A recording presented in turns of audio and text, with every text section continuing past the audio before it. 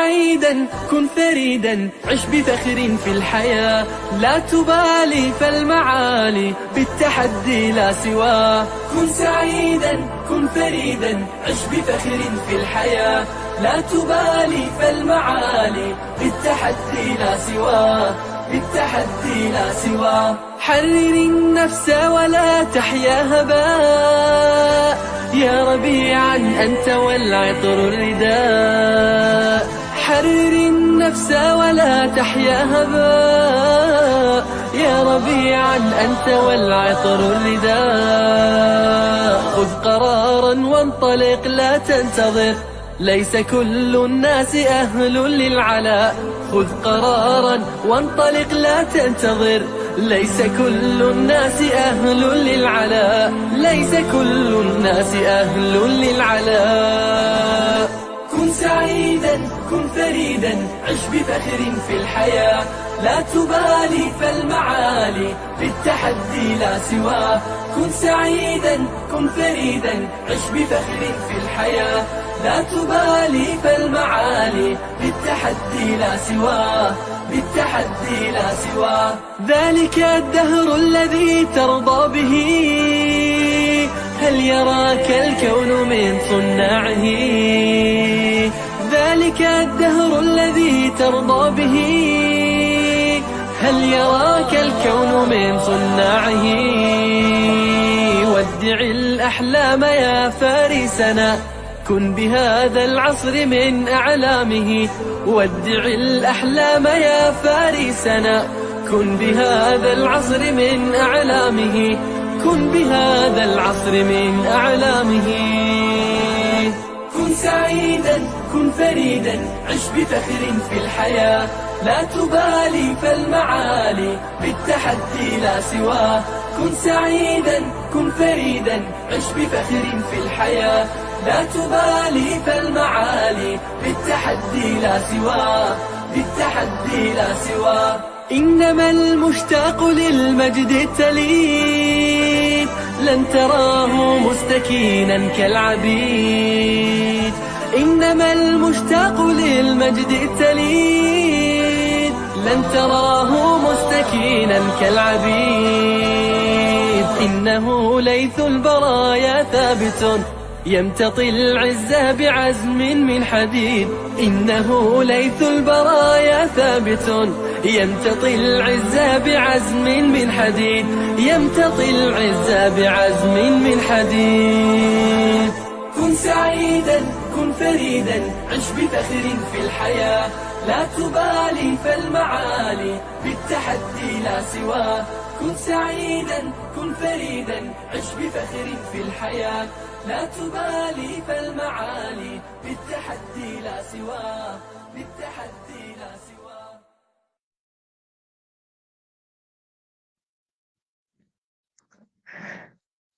بسم الله الرحمن الرحيم. إن الحمد لله نحمده ونستعينه ونستغفره ونعوذ بالله من شرور أنفسنا ومن سيئات أعمالنا. من يهده الله فلا مضل له ومن يضلله فلا هادي له، وأشهد أن لا إله إلا الله وحده لا شريك له، وأشهد أن محمدا عبده ورسوله. أما بعد، رب اشرح لي صدري ويسر لي أمري واحلل عقدة من لساني يفقه قولي.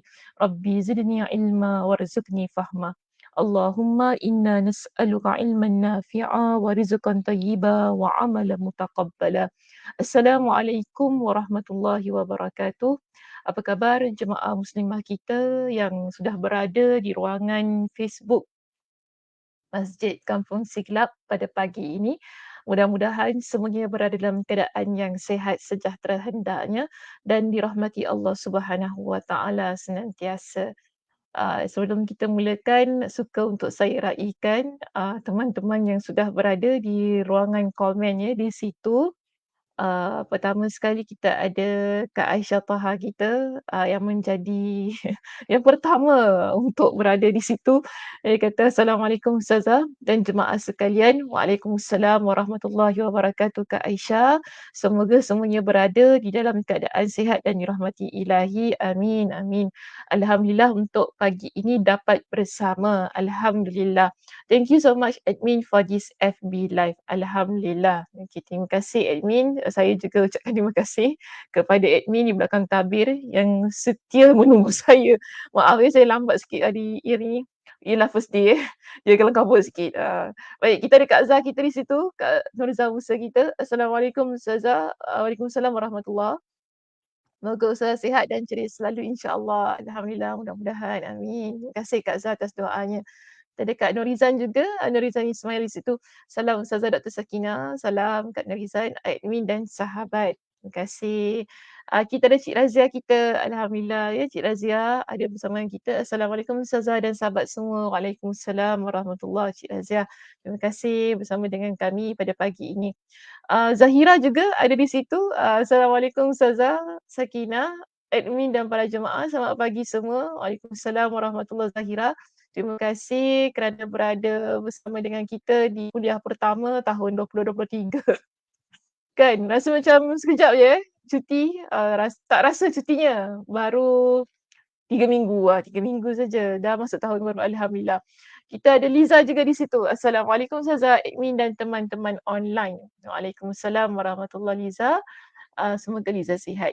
Dan ramailah juga bersama dengan kita. Kita ada Nur, kita ada Ana Nur, ada 2 nama kat situ.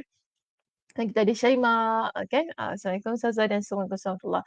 Baik, terima kasih. Apa pun terima kasih kepada semua yang bersama dengan kami pada pagi ini. Tidak kira yang komen, yang tidak komen kan? Sebab saya tahu ada yang duduk tengok diam aja dekat situ kan, buka kitab nak dengar kan Ustazah syarah tentang kitab ini. Alhamdulillah. Tak kisah apa-apa pun, terima kasih kerana sudi bersama dengan kami pada pagi ini di kuliah saya yang pertama. Okey baik, sebelum itu tak sabar-sabar ingin keluarkan saya punya slides kan. Sebelum itu, kita berada di muka surat yang keberapa? Masih ingat lagi perbincangan kita yang telah kita hentikan pada tahun lepas yang akan kita sambung pada pagi ini, pada tahun baru kita di sini.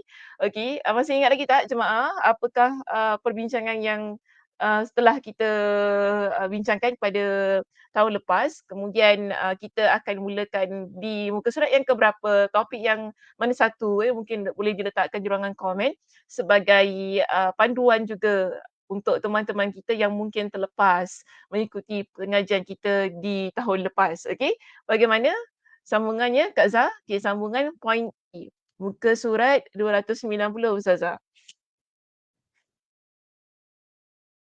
Poin E ya.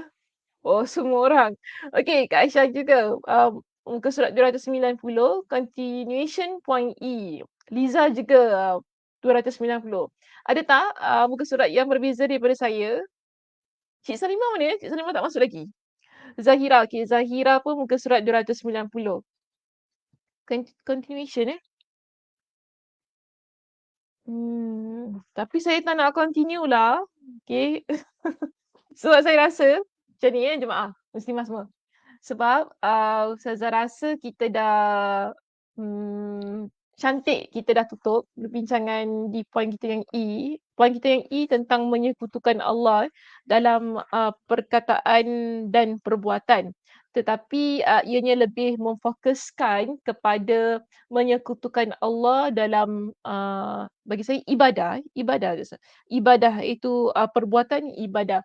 Jadi saya dah simpulkan dengan doa pada tahun lepas dan ia menjadi bagi saya perbincangan yang sudah cukup baiklah supaya ia tak menjadi perbincangan yang berulang-ulang kita sebutkan perkara yang sama. Jadi kalau sekiranya ada di kalangan muslimah yang rasa tak puas dengar saya syarah lah tentang poin E tu kan ataupun ingin ulang kembali atau rasa macam tak faham lah aku Ustazah syarah pada tahun lepas tu kan yang di kuliah kita yang terakhir, boleh rujuk kembali pada rakaman kuliah kita lah di tahun lepas di sesi yang terakhir. Di situ sebab saya dah conclude-kan, saya dah simpulkan perbincangannya menjadi perbincangan yang terakhirlah pada tahun lepas. Jadi tahun ini kita akan mulakan perbincangan pada poin kita yang berikutnya. Okey, poin kita yang berikutnya iaitu poin kita yang F. Di situ, menyekutukan Allah dalam lafaz. Kita dah banyak belajar tentang apakah yang dimaksudkan dengan mensyirikkan Allah Subhanahu Wa Taala. Syirik besar, syirik kecil yang sehingga dibahagikan kepada dosa besar, dosa kecil juga. Kemudian kita ada membincangkan tentang jenis-jenis syirik yang berlaku di dalam kehidupan kita seharian. Dan pada sesi yang terakhir kita bincangkan bagaimana syirik dalam ibadah berlaku sehingga seseorang mungkin tidak perasan ianya dilakukan dalam kehidupannya. Jadi pada minggu ini, pada hari ini kita akan mulakan satu lagi perbincangan yang berkaitan dengan syirik, tetapi lebih memfokuskan kepada lafaz. Apakah ucapan-ucapan yang kita sebutkan boleh menimbulkan kesyirikan ataupun memasukkan kita ke dalam ruang lingkup syirik sehingga boleh menjejaskan akidah kita sebagai seorang yang beriman kepada Allah Subhanahu Wa Taala. Jadi pada pagi ini kita akan bincangkan 3 contoh penting yang dimuatkan oleh Imam Ibn Qayyim Al-Jauziyah dalam kitabnya di sini tentang lafaz-lafaz yang boleh menjejaskan akidah kita atau dengan kata lain lafaz-lafaz yang boleh memasukkan kita dalam kategori syirik. Baik, maka di sini kita akan mulakan perbincangan di muka surat 303. Boleh keluarkan slide saya di situ. Baik, terima kasih. Ustaz Najib besarkan sikit. Baik, terima kasih. Wajah saya biar dia besar Kalau kecil situ nanti tak puas jemaah lihat muka saya ni. Okey. Okey, baik di situ. So kita lihat poin kita, saya berada di muka surat 290, saya tak pasti jemaah berada di muka surat berapa? Kak Aisyah, okey. Kak Aisyah kata muka surat 293, poin F. Terima kasih Kak Aisyah. Muka surat 293, di poin F menyekutukan Allah dalam lafaz. Okey, jadi muslimah semuanya jika sekiranya masih lagi tercari-cari perbincangan di mana, sila rujuk terus di poin kita yang F, menyekutukan Allah dalam lafaz pada muka surat 293. Terima kasih Kak Aisyah di atas bantuannya di situ ya. Jika saya berada di muka surat 303. Sesiapa yang cetakannya sama sebagaimana kitab saya, kita berada di muka surat 303, tetapi jika anda memiliki cetakan yang terbaru, bagi saya sama dengan Kak Zah, dengan Kak Aisyah, Liza dan semuanya, berada di muka surat 293. Yang penting jika sekiranya masih lagi tak jumpa, cari poin kita F di situ dengan topik yang berbunyi menyekutukan Allah dalam lafaz. Okey, baik. Di sini pertama sekali Imam Ibn Qayyim Al-Jauziyah dia berikan kepada kita dengan satu contoh. Okey, kenapa tu ya? Dengan satu contoh di mana dia kata begini, dia kata di antara perbuatan menyekutukan Allah adalah berbuat syirik dalam lafaz atau ucapan. Jadi kita ni tidak melihat perbuatan syirik itu hanya sekadar pada tingkah laku kita, apa yang kita buat ataupun berkaitan dengan kepercayaan. Kan kita dah pernah bincangkan syirik berkaitan dengan kepercayaan, iaitu kita percaya dengan nasib baik, nasib tidak baik yang kita panggil ia sebagai tiarah ataupun tatayur. Kita percaya kepada kehebatan yang ada pada ahli sihir contohnya ataupun magician dan sebagainya sehingga ia menafikan kehebatan Allah Subhanahu Wa Taala ataupun kita percaya kepada bintang. Kita dah bincangkan tentang horoskop, itu berkaitan dengan akidah kita. Okey, akidah kepercayaan.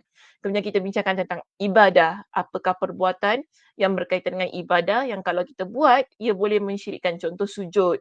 Kan sujud kepada selain Allah, kita menyembah kuburan dan kita dah pernah bincangkan tentang hal itu.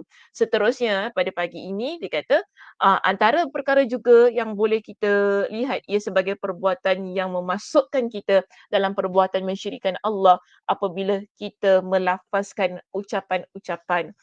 Contohnya di sini yang diberikan kepada kita ialah sumpah kepada sumpah dengan selain Allah Subhanahu Wa Taala. Okey, di sini didatangkan kepada kita dengan sebuah hadis Nabi sallallahu alaihi wasallam. Dia kata, Imam Ahmad dan Abu Dawud meriwayatkan dari Nabi sallallahu alaihi wasallam bahawasanya baginda bersabda, "Man halafa bighairillah faqad asyraka." Siapa yang bersumpah dengan selain nama Allah, maka dia telah berbuat syirik. Okey, boleh bagi saya contoh? Muslimah semuanya, boleh berikan kepada saya contoh. Apakah contoh bila kita ni bersumpah dengan nama selain Allah? Sila letakkan di ruangan komen. Contohnya bagaimana? Kalau kita kata, kalau sumpah dengan nama Allah tu kita kata wallah, kita kata wallah, demi Allah, itu kita kata kita sumpah dengan nama Allah. Tapi kalau, kita kata kita bersumpah dengan selain nama Allah, apakah contoh yang boleh muslimah semua berikan kepada saya? Sila letakkan di ruangan komen, saya nak lihat. Aku bersumpah dengan nama mak aku. Okey. Aku bersumpah dengan nama mak aku. Cantik. Okey, lagi ada tak yang lain? Nama maknya siapa?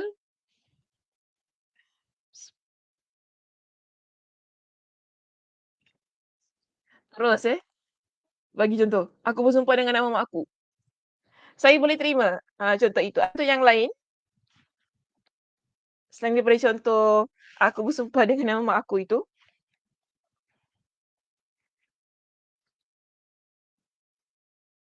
satu saja contoh kita pada pagi ini. Kak Aisyah ada contoh tak Kak Aisyah? Liza ataupun Zahira di situ tengah fikir apa? Syaimak ada contoh Syaimak? Apa contoh nak bagi ni? Apa contoh nak bagi ni ya? Hmm. Ana lagi. Aku bersumpah dengan Quran. Sambil angkat Quran. Hmm, sumpah dengan Quran ya.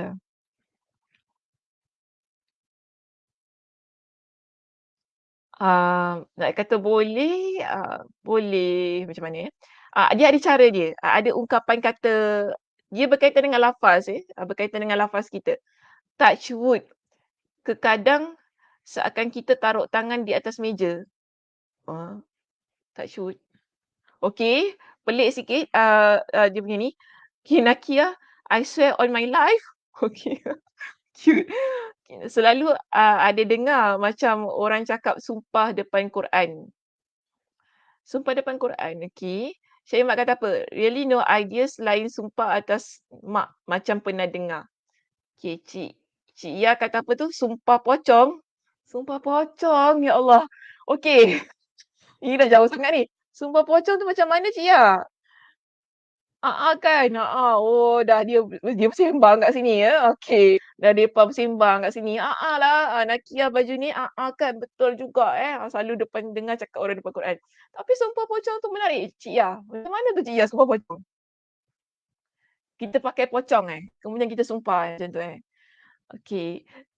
Tapi saya lihat di sini ungkapan-ungkapan ini ataupun perbuatan-perbuatan ini ianya adalah perbuatan bukan sumpah 7 keturunan bukan. Bukan macam tu, bukan macam tu. Yang penting begini kita faham konsep yang terlebih dahulu tentang sumpah dengan nama selain Allah. Di mana kita menggunakan nama-nama macam tadilah diberikan kepada kita kan. I swear on my life. Okey, itu saya boleh terima. Yang tadi sumpah dengan nama mak ayah kita. Sumpah pocong tu dah memang syirik lah ya. Cik Yah memang tak boleh lah, tak boleh buat sedemikian. Kena bungkus macam ayat. Betul lah saya pernah nampak. Sumpah 7 keturunan sumpah 7 keturunan. Ini pun juga boleh kita sebutkan sebagai sumpah-sumpah yang tidak dibenarkan lah. Semua contoh-contoh ini. Cuma tentang angkat Quran tu, bagi saya itu norma kebiasaan yang ada dalam masyarakat kita. Tetapi bagaimana ungkapannya? Ungkapannya sebab kita sedang membincangkan tentang lafaz lafaz sumpah itu. Jika seseorang dia pegang Quran, dia kata, saya bersumpah dengan dengan kalam Allah. Kalam Allah kalam Allah maknanya dia pegang Quran. Kemudian kata saya bersumpah dengan kalam Allah ini. Itu dibenarkan sebab kita bersumpah dengan masih lagi dengan nama Allah Subhanahu Wa Taala. Tapi jika hanya sekadar bersumpah dengan Al-Quran itu, ini tidak dibenarkan lah. Jadi cara penyebutan lafaz itu dia mesti betul. Contoh yang salah ialah kalau kita kata demi matahari. Demi matahari tak boleh kita sebut begitu. Demi matahari kan, demi lautan, demi itu, demi ini. Ini semua adalah perkara-perkara yang tidak dibenarkan. Okey. Sumpah maknanya kita bersumpah dengan nama selain Allah SWT. Jika begitulah keadaannya, ia merupakan satu keadaan yang menunjukkan kepada kita bahawa kita ini mengagungkan sesuatu lebih daripada Allah Subhanahu Wa Taala. Kan macam tadi sumpah pocong tu tak boleh tahu. Ini satu perkara yang lebih lebih dahsyat lah daripada contoh-contoh yang diberikan di atas itu kan. Semua ini adalah hal yang boleh membawa kita kepada kesyirikan. Yang sumpah pocong tu lebih lagi jelas boleh membawa kita kepada kesyirikan kerana kita melihat pocong itu sebagai sesuatu yang boleh me memberikan keyakinan kepada orang lain tentang sumpah yang ingin dilakukan. Okey, saya harap faham tentang konsep ini terlebih dahulu, teorinya itu tadi kan berkenaan dengan sumpah dengan selain Allah Subhanahu Wa Taala. Baik, dan disebutkan di sini tentang hadis ni. Hadis tersebut disahihkan oleh Al-Hakim dan Ibn Hibban. Tentang hadis ini bukan hanya hadis itu sahih daripada sudut kefahaman Imam Abu Daud, tetapi juga disebutkan tentang kesahihan hadis ini daripada sudut Imam Al-Hakim dan juga Imam Ibn Hibban dalam kitab kedua mereka. Baik, ketika kita membincangkan tentang sumpah dengan selain Allah ini, di sana ada dibincangkan dalam kitab Nailul Autar oleh Imam Asy-Syaukani, di mana beliau menjelaskan kepada kita apakah relevannya ataupun apakah hikmahnya mengapa sumpah dengan nama selain Allah ini dilarang oleh Nabi sallallahu alaihi wasallam.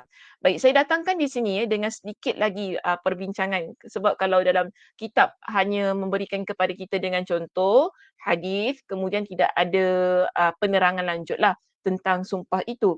Jadi di sini saya memetik perbincangan yang dikemukakan oleh Imam Asy-Syaukani dalam kitabnya Nailul Autar, di mana beliau menjelaskan kepada kita tentang pendapat ulama, majoriti ulama, mengapa ia menjadi larangan kepada kita untuk bersumpah dengan nama selain Allah Subhanahu Wa Taala.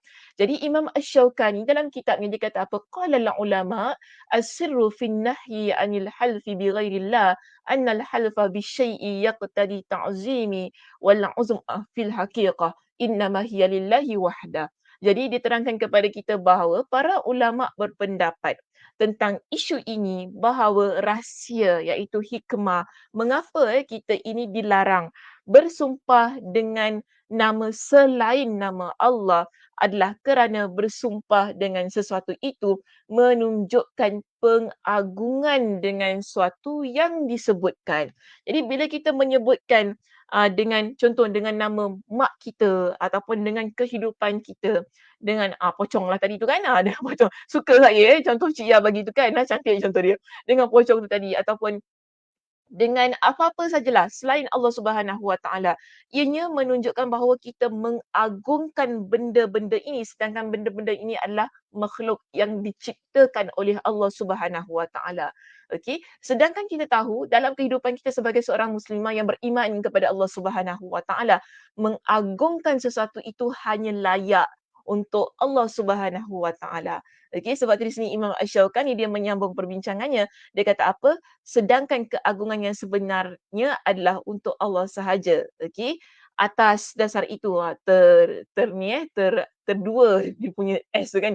Atas dasar itu, okey, oleh kerana kita ni sekarang memahami keagungan ataupun pengagungan hanya layak kepada Allah Subhanahu Wa Taala, tidak boleh kita berikan ataupun tidak boleh kita letakkan keagungan-keagungan ini terhadap makhluk. Okay, contoh tadi kayu ke apa kan, touch on wood tadi kan kata kan. Okey lah letak tangan atas meja lah. Oh meja ni demi meja lah apa kan. demi bulan matahari, semua ini adalah ciptaan Allah Subhanahu Wa Taala yang tidak boleh kita lihat ia sebagai satu bentuk pengagungan sehingga bila kita bersumpah dengannya orang mempercayai apa yang kita sumpah.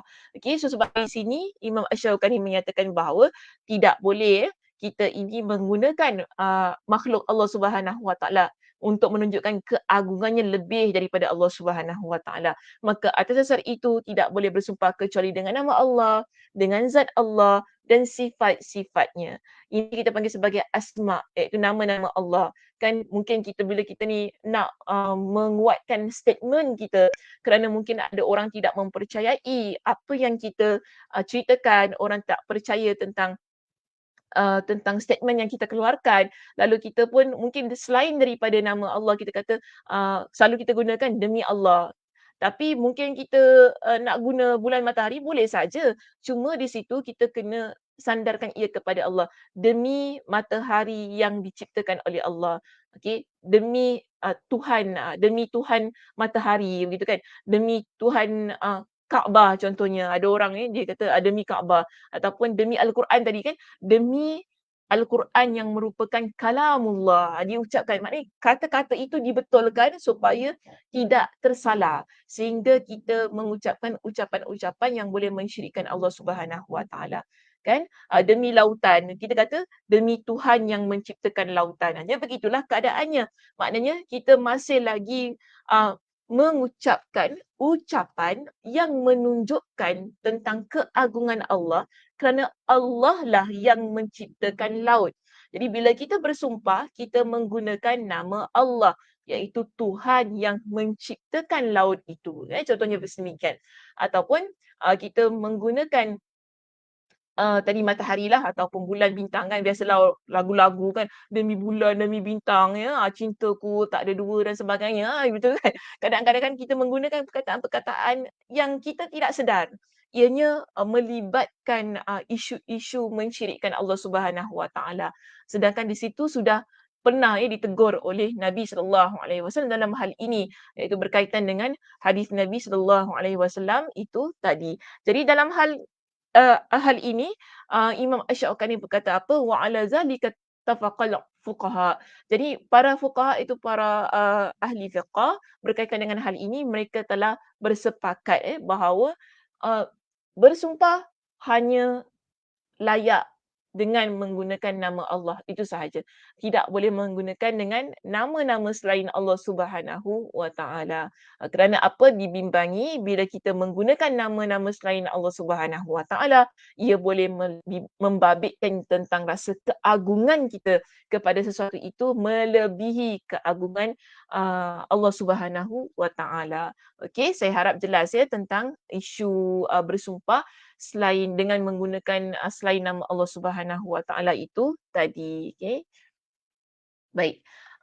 Kita lihat ya dalam kitab kita ini memberikan kepada kita dengan satu lagi contoh yang lain, di mana dia kata di situ contoh lainnya adalah ucapan seseorang kepada orang lain atas kehendak Allah dan kehendakmu. Jadi tadi isu bersumpah dengan nama selain Allah itu kita dah selesaikan ya perbincangannya. Okey, dah boleh letak, tinggalkan dahulu. Kemudian ada contoh yang kedua yang disenaraikan di sini oleh Imam Ibn Al-Qayyim Al-Jawziyah. Dia kata begini, contoh lain yang dia nak beritahu kepada kita yang mana ucapan itu boleh membabitkan kepada kesyirikan. Dia kata ialah bila seseorang dia mengucapkan atas kehendak Allah dan kehendakmu. Kenapa ucapan itu dilihat sebagai ucapan yang mensyirikkan Allah Subhanahu Wa Taala? Baik, di sini ada sebuah hadis Nabi sallallahu alaihi wasallam. Nabi sallallahu alaihi wasallam bersabda, okey, tentang ucapan tersebut di mana Ibn Abbas radhiyallahu an dia menceritakan bahawa ada seorang lelaki, anna rajulan qala, dia berkata kepada Nabi sallallahu alaihi wasallam, masya-Allah wa syi'ta, dia kata gitu. Atas kehendak Allah dan kehendakmu. Jadi dia menggunakan perkataan wa. Bila dia menggunakan perkataan wa, seolah-olah daripada ucapannya itu dia meletakkan Nabi dan Allah setara ataupun kita kata satu level, setanding sedemikian. Okey. Jadi Bila Nabi SAW mendengar ucapan lelaki ini yang meletakkan Allah dan Nabi sama, okey, dalam keadaan yang sama ataupun sama level lah, iaitu masya Allah wa syi'ta, dengan kehendak, atas kehendak Allah dan juga kehendak kamu, dia kata begitu. Maka Nabi pun menegur lelaki ini, Nabi kata apa? Aja'altani lillahi niddan. Nabi kata gitu kepada dia, adakah kamu ingin menjadikan diriku sebagai tandingan bagi Allah? Maknanya Nabi nak kata kepada dia, adakah engkau nak samakan aku dengan Allah? Okey, memang sebenarnya bagi saya niat lelaki ini bukan begitu, okey, bukan begitu. Uh, Niatnya ialah untuk menunjukkan penghormatan kepada Nabi SAW. Tetapi ucapan-ucapan ini, okey, dibimbangi, ianya akan menyebabkan seseorang melihat ataupun menganggap Nabi sama dengan Allah Subhanahu Wa Taala. Sebab itu Nabi SAW menegur lelaki itu tadi supaya, okey, supaya tidak berlaku kesalahfahaman, tidak berlaku orang salah kepercayaannya, akidahnya, pengagungannya kan, sehingga menyebabkan orang akan melihat bahawa Allah dan Rasulullah itu adalah sama. Jadi sebab tu Nabi SAW menegur ucapan lelaki ini dengan satu teguran ataupun pertanyaan, di mana Nabi kata kepada dia, adakah engkau nak samakan aku dengan Allah Subhanahu Wa Taala? Okey, jadi Nabi betulkan ucapan dia. Nabi kata apa? Bal masya Allah wahda. Jadi hendaklah engkau ucapkan atas kehendak Allah sahaja. Okey, so itulah yang Nabi SAW tegur lelaki ini. Jangan kita ucapkan, maknanya teguran ini juga boleh apply lah untuk diri kita juga ya muslimah, supaya kita tidak tersalah menyebut ucapan yang sedemikian. Jadi apa pun yang berlaku, okey, apa pun yang berlaku dalam hidup kita, kita akan kata ini semua adalah atas kehendak Allah Subhanahu Wa Taala. Bukan kehendak makhluk. Okey, bukan kehendak makhluk. Sebab tu Nabi SAW tegur lelaki itu. Tadi Nabi kata apa? Bal masya Allah wahda. Sebaliknya hendaklah kita ini sebagai hamba Allah, kita ucapkan atas kehendak Allah semata-mata. Tidak ada kita panggil sebagai kaitan dengan makhluk. Baik, ini juga ada satu lagi ya, cara yang Nabi SAW ajarkan kepada kita. Berikutan aduan seorang Yahudi kepada Nabi SAW, yang mana dia ni, dia menegur ucapan-ucapan orang Islam lah pada waktu itu. Dan kita jangan lupa ya, uh, orang Yahudi, okay, mereka dulu hidup bersama-sama dengan Nabi SAW di Madinah, yang menjadi sebahagian daripada masyarakat Madinah pada waktu itu dalam kepimpinan, di bawah kepimpinan Nabi SAW. Jadi orang-orang Yahudi ini, mereka ni dengar orang-orang Islam, orang Islam je mereka mengucapkan ucapan-ucapan yang bagi mereka ucapan itu adalah ucapan yang mensyirikkan Allah Subhanahu Wa Taala. Jadi Yahudi ini dia datang kepada Nabi SAW, lalu dia beritahu kepada Nabi, dan riwayat ini, kisah ini diceritakan oleh seorang sahabiat yang bernama Qutailah. Okay, Qutailah adalah seorang wanita daripada Juhainah. Okay, jadi dikata kepada Nabi, diceritakan kepada kita, iaitu Qutailah ini seorang wanita dari Juhainah, bahawa dia kata apa? Datang seorang Yahudi kepada Nabi SAW dan dia pun mengadu, maknanya dia beritahu kepada Nabi lah tentang isu ucapan masyarakat Islam ini, yang bagi dia, ini teguran orang Yahudi tau. Bagi dia, ucapan ini adalah ucapan yang mensyirikkan Allah, yang tak boleh diucapkan. Sebab kita jangan lupa penganut agama Yahudi, mereka juga beriman kepada Allah Subhanahu Wa Taala. Okey, mereka juga beriman kepada Allah Subhanahu Wa Taala. Jadi mereka melihat perkara ini adalah sesuatu yang tak seharusnya berlaku. Sebab itu bila dia datang kepada Nabi SAW, dia kata kepada Nabi, innakum tunaddiduna. Okey, dia kata sesungguhnya kalian membuat tandingan. Tunaddidun maksudnya ialah kita ini membuat sesuatu yang setanding dengan Allah Subhanahu Wa Taala. Jadi dia kata kepada Nabi, wa innakum tusyrikun. Kalian bukan sahaja membuat tandingan untuk Allah, tetapi kalian juga melakukan perbuatan yang mensyirikkan Allah Subhanahu Wa Taala. Bagaimana? Okey, bagaimana? Apakah maksud dia di situ? Lalu dia kata kepada Nabi SAW, apa yang dikatakan taqulun, apakah perbuatan ataupun apakah lafaz yang menjadikan kalian seorang muslim yang telah membuat tandingan untuk Allah dan mensyirikkan Allah Subhanahu Wa Taala, dia pun explain kepada Nabi. Dia kata apa? Kalian ini suka sangat kata. Okey, taqulun masya Allah wa syi'ta. Okey, ini contoh yang tadi Imam Ibnul Qayyim berikan kepada kita dalam kitabnya. Dia kata kalian ini selalu sangat cakap masya Allah wa syi'ta wa taquluna wal Ka'bah, dan kalian bersumpah demi Kaabah. Kan kalian suka ucapan yang sedemikian. Jadi bila Nabi SAW mendengar aduan daripada Yahudi ini tentang ucapan masyarakat Islam yang suka sangat cakap masya Allah wa syi'ta atas kehendak Allah dan kehendak engkau, kan, mungkin ada orang minta kita buat sesuatu lah. Lalu kita pun buat perkara itu, lalu kita kata yelah, ni semua berlaku kan, aku buat semua ni atas kehendak Allah dan kehendak engkau lah. Dia kata begitu kan kepada kita, sebab kita minta dia buat perkara ini, lalu orangnya berkata yelah atas kehendak Allah atas kehendak Allah dan atas kehendak engkau. Sebab tu aku buat benda ini. Dia kata begitu kan kepada orang tersebut. Jadi Yahudi ni biasa dengar masyarakat Islam berbual dengan ucapan-ucapan yang begini. Bahkan dia juga menegur tadi tentang sumpah dengan nama selain Allah Subhanahu Wa Taala itu tadi yang telah kita bincangkan di awalnya. Dan dia kata apa? Wa taquluna wal Ka'bah. Dan kalian pun suka katalah demi Kaabah, demi Kaabah. Ni apa hal ni? Dia kata gitulah sebenarnya kepada Nabi SAW. Jadi bila Nabi dengar aduan orang Yahudi ini, Nabi SAW pun uh, me, memberitahu kepada para sahabat. Bermakna ya, Nabi acknowledge. Okay, Nabi acknowledge apa yang diadukan oleh Yahudi ini, dan apa yang dikatakan oleh Yahudi ini adalah perkara yang benar. Sebab itu Nabi SAW pun memerintahkan kepada para sahabat untuk mengubah cara mereka ni melafazkan ucapan-ucapan tersebut.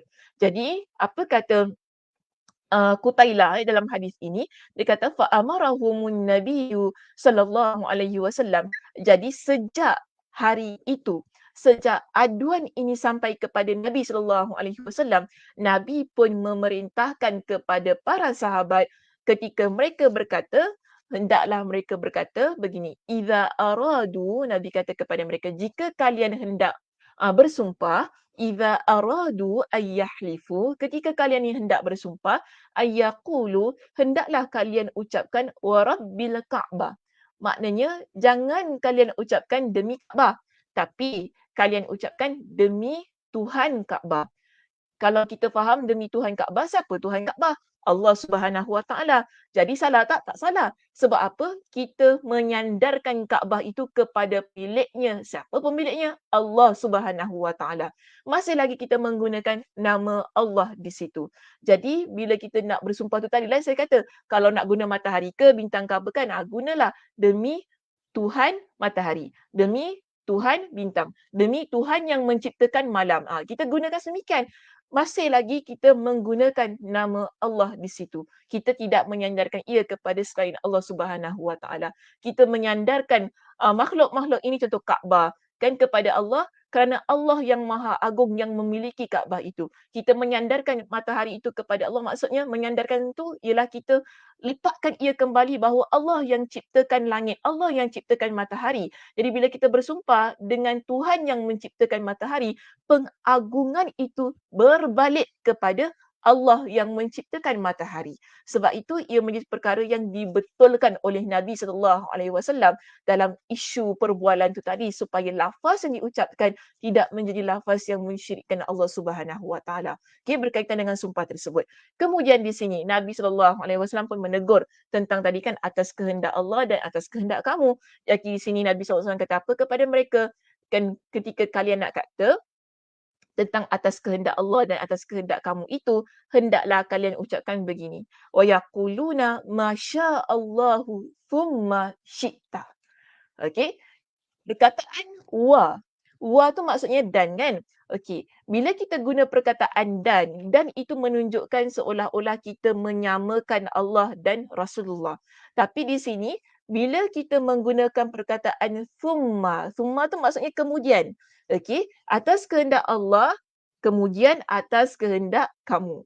Bermakna kita meletakkan Allah itu di tempat yang pertama, kan. Kemudian barulah datangnya kehendak makhluk sedemikian. Maka inilah yang Nabi sallallahu alaihi wasallam ajarkan kepada kita. Kalaupun masih lagi nak ucapkan atas kehendak Allah dan atas kehendak seseorang itu, maka kita mengubah perkataan waw ataupun dan itu kepada kemudian.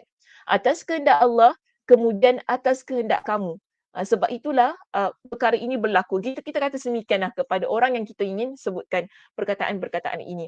Jadi di sinilah bagaimana Nabi sallallahu alaihi wasallam menegur ataupun Nabi SAW mengajarkan kepada kita ataupun panduan yang diberikan oleh Nabi sallallahu alaihi wasallam kepada kita dengan cara yang betul ketika kita hendak bersumpah dan juga ketika kita hendak mengucapkan atas kehendak Allah dan kehendak seseorang lah, kehendak makhluk itu, kita mengubah ungkapan kata waw ataupun dan di situ dengan thumma. Thumma ni maksudnya kemudian. Supaya bila seseorang itu mendengar ataupun bagi kefahaman kita yang bertutur, kita tidak meletakkan Allah itu setanding dengan makhluk. Jadi Nabi SAW mengambil teguran orang Yahudi itu tadi kan untuk diaplikasikan kepada masyarakat Islam supaya ucapan mereka tidak berlaku sebarang kesyirikan yang meletakkan sesuatu iaitu yang meletakkan makhluk setanding dengan Allah Subhanahu Wa Taala. Okey, saya harap faham ya tentang perbincangan tentang atas kehendak Allah dan atas kehendak makhluk itu tadi. Baik, di sini ya muslimah kita lihat dalam kitab kita dijelaskan juga tentang satu lagi keadaan di mana dia kata demikianlah meskipun dalam hal ini Allah juga menyatakan bahawa para hamba mempunyai kehendak. Kita memang ada kehendak. Memang tak salah pun kalau kita nak kata saya buat perkara ni lah sebab mak saya suruh, kehendak mak saya kan. Kita selalu guna perkataan tu kan. Yelah ni semua sebab kehendak mak saya lah. Sebab kehendak tu. Memang tak salah. Setiap manusia ada kehendak. Dan banyak perkara yang kita buat ialah kerana kita mengikutkan kehendak makhluk. Jadi ini Allah Subhanahu Wa Taala memang dah sebutkan dalam Al-Quran. Apa kata Allah? Liman sya'a minkum ayyastaqima. Iaitu bagi siapa saja di antara kamu yang hendak menempuh jalan yang lurus.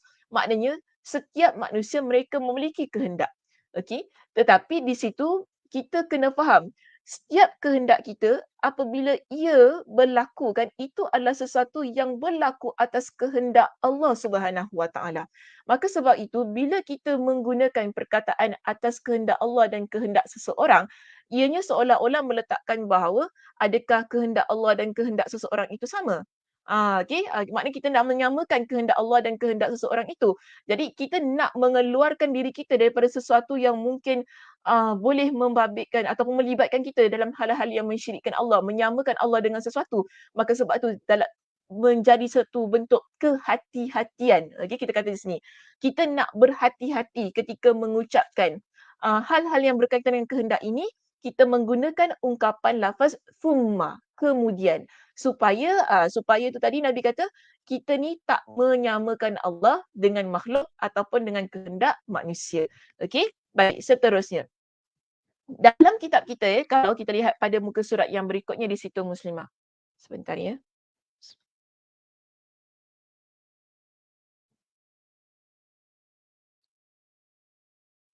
Kita akan dapati Imam Ibnul Qayyim Al-Jauziyah dia memberikan kepada kita dengan banyak contoh-contoh yang lain tentang lafaz atas kehendak Allah dan makhluk tu kan. Di perenggan yang berikutnya beliau mendatangkan kepada kita dengan beberapa lagi contoh. Dia kata bagaimana pula dengan orang yang berkata aku bertawakal kepada Allah dan kepadamu. Pada perkataan itu kita tak menggunakan atas kehendak Allah tetapi kita menggunakan perkataan bertawakal.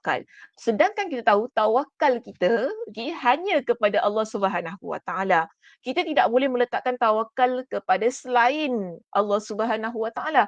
Jadi kalau orang itu dia dah mengucapkan perkataan yang sedemikian, yang dia kata bergantung harap kepada manusia, bergantung harap kepada makhluk ini, dia menjadikan satu perkataan yang tidak seharusnya diucapkan oleh seseorang. Lalu dia kata begini, cukuplah Allah dan kamu bagiku. Allah dan kamu. Sedangkan kita tahu hasbi Allah wa ni'mal wakil. Kita biasa mengucapkan begitu. Cukuplah Allah sebaik-baik wakil ataupun sebaik-baik penolong untuk diri kita. Kita tak meletakkan nama orang lain di samping nama Allah kan, bila kita mengucapkan hasbiyallah. Jadi di sini Imam Ibnul Qayyim Al-Jauziyah dia memberikan kepada kita dengan contoh. Bagaimana pula kalau orang itu dia mengucapkan ucapan cukuplah Allah dan kamu bagi diri aku. Jadi ucapan-ucapan yang begini sebenarnya ianya adalah ucapan yang sama sebagaimana masya Allah wa syi'ta yang ditegur oleh orang Yahudi itu tadilah dalam konteks kehidupan Nabi SAW dahulu. Dan kita melihat keadaan-keadaan ini sebagai satu keadaan yang tidak seharusnya berlaku bagi diri seorang yang beriman kepada Allah kerana berkaitan dengan tawakal, berkaitan dengan kebergantungan, ianya hanya layak untuk Allah. Tidak boleh untuk kita sandarkan ataupun kita letakkan ia kepada selain Allah Subhanahu Wa Taala. Okey, dan diberikan kepada kita lah di sini dengan banyak lagi contoh-contoh yang lain. Contoh kita, aku tidak memiliki apa pun yang dapat membantu aku kecuali Allah dan kamu. Kita kata tak ada orang yang boleh tolong saya melainkan Allah dan engkau. Kita kata gitu kan. So perkataan ini dia tak boleh. Kita yang seharusnya kita ucapkan ialah hanya Allah saja yang boleh bantu saya. Okay, manusia memang bantu kita. Kan? Tapi mereka itu adalah sesuatu yang kita panggil perantara yang Allah berikan jalan keluar untuk kita bagaimana untuk menyelesaikan masalah itu. Kita tak boleh kata hanya Allah dan awak saja yang boleh bantu. Maknanya kita dah meletakkan adakah bantuan yang Allah berikan itu sama kuasanya dengan bantuan yang orang ini berikan. Dia akan jadi sedemikian. Isunya itu. Maknanya bila kita ucapkan begitu, ia seolah-olah menunjukkan kita menyamakan kekuasaan, kekuatan makhluk itu tadi sama dengan Allah Subhanahu Wa Taala. Okey, so kita perlu elakkan ucapan-ucapan yang sedemikian. Lalu diberikan banyak lagi dah contoh dia kat situ kan. Dia kata kecuali Allah dan kamu, ini adalah pemberian dari Allah dan dirimu. Ini disebabkan keberkatan Allah dan keberkatan kamu. Begitu kan. Penolongku di langit adalah Allah dan penolong aku di bumi adalah kamu. Demi Allah dan kehidupan fulan, aku ini macam tadi live tadi kan. I swear on my life tadi tadi kan dia gunakan bentukan demi Allah dan kehidupan seorang fulan, aku bernazar kepada Allah dan fulan, aku bertaubat kepada Allah dan fulan, aku berharap kepada Allah dan fulan serta ungkapan-ungkapan yang sejenisnya. Yang nak disampaikan oleh Imam Ibnul Qayyim Al-Jauziyah di sini, dia nak katakan kepada kita, ungkapan-ungkapan ini adalah ungkapan yang sama sebagaimana ungkapan yang ditegur oleh orang Yahudi itu tadi lalu dibetulkan oleh Nabi SAW. Yang mana kalaulah seseorang dia mengucapkan dengan lafaz sedemikian, kemungkinan besar ianya boleh membawa seseorang kepada mensyirikkan Allah Subhanahu Wa Taala. Okey, lalu kata sini bandingkanlah antara lafaz-lafaz di atas dengan ucapan atas kehendak Allah dan kehendakmu. Jadi Imam Ibnul Qayyim Al-Jauziyah dia suruh kita bandingkan. Bandingkan ucapan-ucapan yang dekat atas tu tadi pada yang satu paragraf yang dia bagi tu kan dengan satu contoh. Lalu kita bandingkan dengan ungkapan atas kehendak Allah dan kehendak kamu. Lalu kita cermati, maknanya kita fikir dengan sedalam-dalamnya. Manakah yang lebih buruk? Mana yang lebih buruk?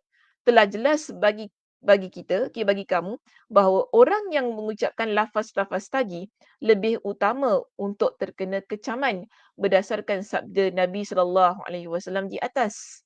Iaitu kecaman tu maksudnya kecaman telah melakukan perbuatan syirik. Okey, yang tadi kan Nabi sebutkan siapa yang bersumpah selain Allah itu ataupun ucapkan perkara-perkara yang selain Allah, maka mereka itu akan berada dalam keadaan yang mensyirikkan Allah.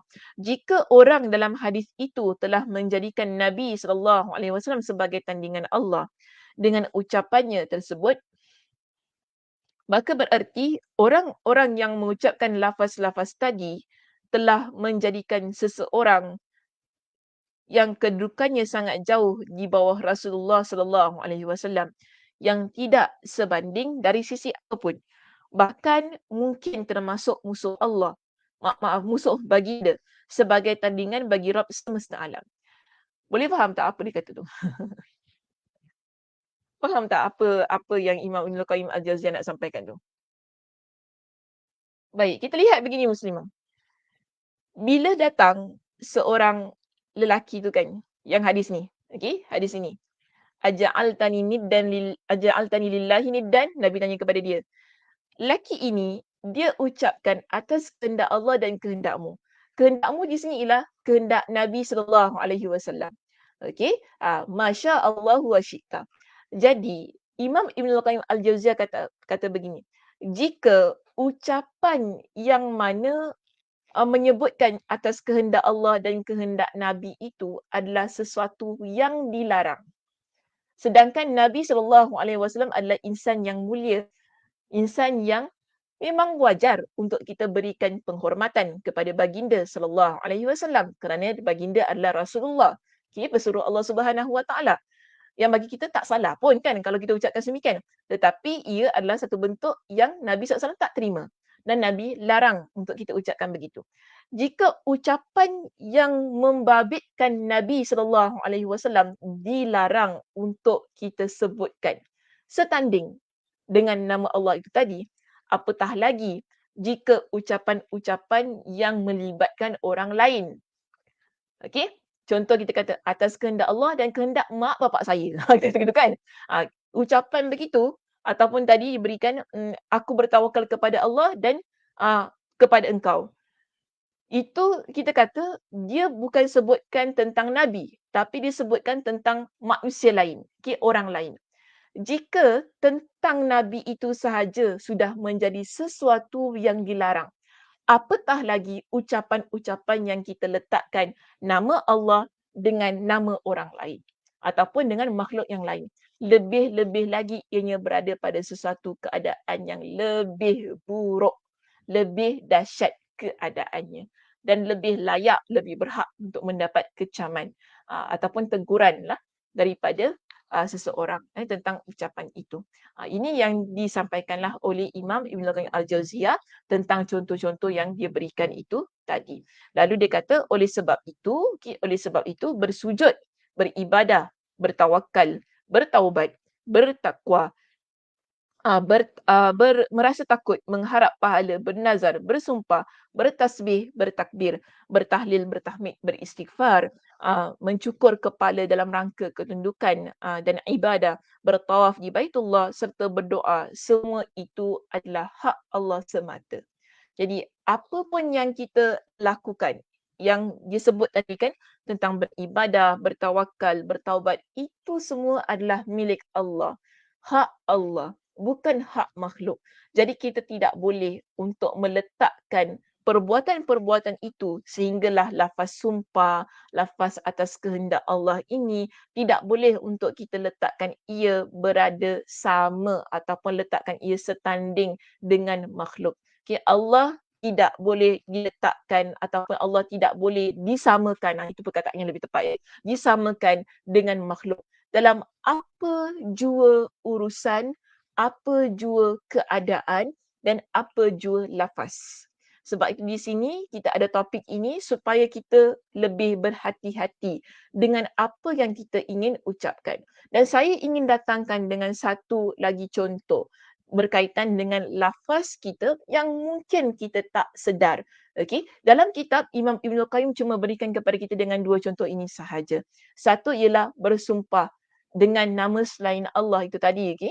Yang kedua ialah bila kita menggunakan ungkapan inilah iaitu atas kehendak Allah dan atas kehendakmu. Ada satu lagi keadaan yang mungkin bagi saya ianya lebih relate dengan keadaan kita pada konteks kita pada hari ini, iaitu bila kita ini berdoa menyeru kepada selain Allah, ia adalah perbuatan yang mensyirikkan Allah Subhanahu Wa Taala. Kenapa doa saya masukkan di sini sebagai lafaz? Kerana bila kita berdoa, kita sebut. Kan? Kita sebut, kita gunakan lafaz-lafaz untuk kita baca. Jadi ini berkaitan dengan lisan kita, lafaz yang kita gunakan. Jadi bila seseorang dia berdoa ataupun dia menyeru kepada selain Allah, itu juga boleh kita kategorikan sebagai perbuatan syirik. Berkaitan dengan lafaz tu tadi yang mana dilakukan seharusnya ianya merupakan hak Allah Subhanahu Wa Taala, tetapi kita lakukan ia untuk selain Allah Subhanahu Wa Taala ataupun kita buat kepada selain Allah Subhanahu Wa Taala. Dan perkara ini jelas Allah Subhanahu Wa Taala ingatkan kepada kita tentang seruan, tentang doa, tentang ibadah, bahawa ia adalah perbuatan yang tidak boleh dilakukan melainkan hanya untuk Allah Subhanahu Wa Taala. Sebab itu dalam surah Yunus pada ayat yang ke-106 Allah Subhanahu Wa Taala mengingatkan kepada kita. Apa kata Allah? وَلَا تَدْعُوا مِن دُونِ اللَّهِ مَا لَا يَنفَعُكَ وَلَا يَضُرُّكَ. Allah kata, dan janganlah kamu menyeru, iaitu berdoa, apa-apa yang tidak memberi manfaat dan tidak pula memberi mudarat kepadamu selain kepada Allah. Okey? Ataupun senang kata mungkin daripada sudut terjemahan itu rasa macam susahnya nak faham. Kita kata begini, Allah ingatkan kepada kita, ya muslimah, jangan kita ini menyeru, berdoa, atau dengan kata lain beribadahlah sebab berdoa ini adalah ibadah. Okay, ad-du'a'u huwal mukhul ibadah, Nabi kata. Doa ini adalah sebahagian daripada ibadah kita kepada Allah Subhanahu Wa Taala. Jadi Allah ingat kepada kita, janganlah kamu berdoa kepada selain Allah sedangkan kita tahu bahawa selain Allah itu adalah makhluk yang tak boleh memberikan kepada kita dengan manfaat, tidak boleh juga memberikan kepada kita dengan mudarat. Kalau kita menyeru, kita lafazkan sesuatu kan, macam mana ya lafaz menyeru kepada selain Allah. Boleh berikan saya contoh tak? Kalau muslimah beri contoh mungkin sedap sikit kan, macam tadi keluar sumpah pocong, tak pernah saya fikir. Okey, mungkin boleh berikan kepada saya yang contoh. Kita ni menyeru kepada selain Allah. Ada tak contoh muslimah-muslimah boleh berikan kepada saya? Letakkan di ruangan komen di situ. Ada bunyi. Ada tak contoh?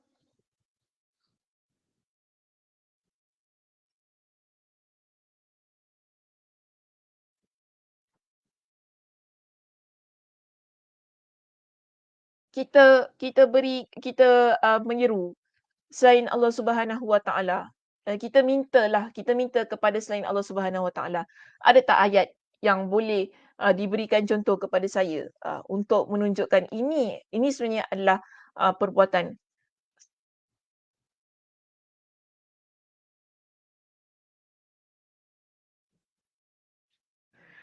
Okey, boleh boleh. Boleh, Masya Allah, tabarakallah Lisa. Bagi contoh sebiji saja bagi. Hai mambang tanah. Kiki kiki jalan mambang tanah dia kelak pula kat situ kan. Hai mambang tanah. Boleh, boleh. Cantik contohnya Liza. Saya suka dengan contoh awak. Okey, hai mambang tanah contoh. Okey, betul. Maknanya di situ kita menyeru. Kita minta kepada mambang tanah itu tadi kan. Yang mana seharusnya kita minta kepada Allah Subhanahu Wa Taala. Kita doa ya Allah, ya Rahman, ya Rahim. Begitu kita doa kan. Tapi kalau kita wah, hai mambang tanah, mambang apa mambang air, mambang ni kan. Kita minta kepada mambang tu tadi, seolah-olah mambang itu dia boleh memberikan kepada kita dengan manfaat. Sebab tu kita minta. Kan sedangkan memang tak boleh pun. Ah, dan kita ada satu keyakinan mambang itu, mambang tanah tu tadi kan, boleh berikan kepada kita dengan mudarat. Sebab itu kita mohon kepada dia. Jadi di sini yang boleh memberikan manfaat dan mudarat dalam kehidupan kita hanya Allah Subhanahu Wa Taala. Makhluk tidak berkuasa untuk memberikan manfaat dan mudarat pada diri kita. Sebab tu di sini bila kita nak minta dalam seruan ataupun lafaz ini hanyalah kepada Allah yang menggunakan dengan asma Allah, iaitu nama-nama Allah. Ya Rahman, Ya Rahim, Ya Mannan, Ya Zal Jalali wal Ikram. Nabi SAW mengajarkan kepada kita dengan banyak nama-nama Allah Subhanahu Wa Taala yang boleh kita seru. Okey, maknanya yang boleh kita gunakan sebagai doa. Tapi ada orang mereka ini menggunakan macam tadilah, hai mambang tanah, mambang pokok, mambang apa kan. Seolah-olah mambang-mambang ini mampu memberikan manfaat bagi diri mereka.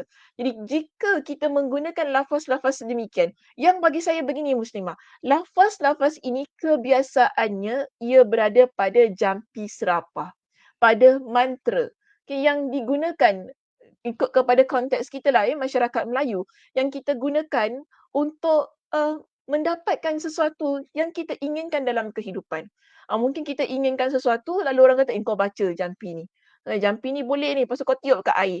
Maknanya bila kita baca jampi tu kan, jampi yang menyeru kepada mungkin jin ataupun nama-nama orang-orang yang memiliki kehebatan.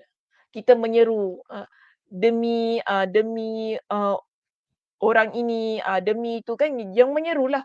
Aku mohon supaya dapat kekuatan, dapat kekebalan ke apalah kan, dapatkan kecantikan, ataupun nak pakai susuk kan, pakai susuk lepas tu dah pakai susuk sengaja gitu kan, pakai susuk kan lepas tu, dia cerita dia ajar kepada kita, setiap malam kena seru penjaga susuk ni lah kan, jin penjaga susuk ni. Ini adalah lafaz-lafaz yang kita perlu perhatikan. Jadi bila mungkin ada orang datang kepada kita, dia mengajarkan ataupun dia berikan kepada kita, baca ini, baca itu kan. Ini semua berkaitan dengan lafaz ya muslimah. Kita kena perhatikan ataupun kita kena periksa terlebih dahulu. Ini lafaz apa? Okey, ini lafaz apa? Kenapa nak baca ni? Untuk apa? Apa konten lafaz itu? Adakah lafaz ini ataupun doa yang dia ajarkan kepada kita jampi serapah ini adalah sesuatu yang mensyirikkan Allah Subhanahu Wa Taala yang kita lafaz, yang kita ucapkan sehingga kita ni menyeru kepada selain Allah Subhanahu Wa Taala. Jadi perlu diperhatikan. Jangan kita main ambil lalu kita baca, kita seru. Itulah nanti bila dah datang mambang tu betul-betul dah jadi masalah pula. Sibuk cari ustaz. Kan mana ada kak ustaz yang boleh halau mambang ni Saya dah seru-seru. Itu siapa suruh cari penyakit. Kan kita yang cari penyakit masalah sekarang ni. That's why bila kita belajar ni sekarang ni muslimah, dia bukan semata-mata kita belajar, kita dengar tapi bagaimana kita nak apply dalam kehidupan kita. Setiap tindakan yang kita buat, dia mesti bagi saya, dia kebiasaannya ada kesan. Kita buat begini, apa kesannya? Kan? Contoh daripada sudut lafaz-lafaz itu tadi. Bila kita bersumpah kepada selain Allah, bila kita menggunakan perkataan atas kehendak Allah ataupun ke atas kehendak makhluk itu tadi, ianya memberi kesan kepada akidah kita. Kerana ia adalah ucapan yang mensyirikkan Allah Subhanahu Wa Taala. Begitu juga dalam keadaan kita nak menyeru ataupun kita nak berdoa itu tadi. Jika kita berdoa kepada selain Allah, iaitu kita memohon kepada selain Allah, yang datang kepada kita nanti, yang memberikan pertolongan kepada kita nanti adalah apa yang kita serukan itu tadi. Dah engkau seru aku datanglah kan. Dah tu kau takut pula. Dah tu kau nak berlepas diri daripada aku pula. Benda tu marah. Bila benda tu marah, inilah yang menjadi masalahnya, kesannya kepada kehidupan kita, lifestyle kita kan. Kita dah terpaksa pula ambil dia.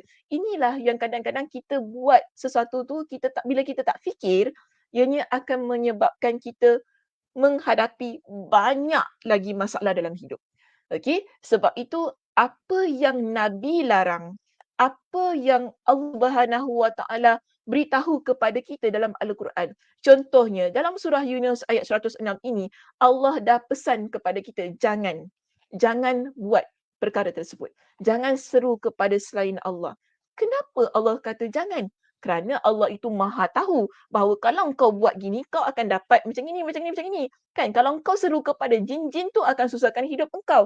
Kalau kau percaya kepada bomoh, kau percaya kepada mantra ataupun jampi serapah yang bomoh tu ajar, yang suruh engkau seru kepada mambang itu, mambang ini, kepada penghuni itu, penghuni ini, kau yang akan mendapat susah.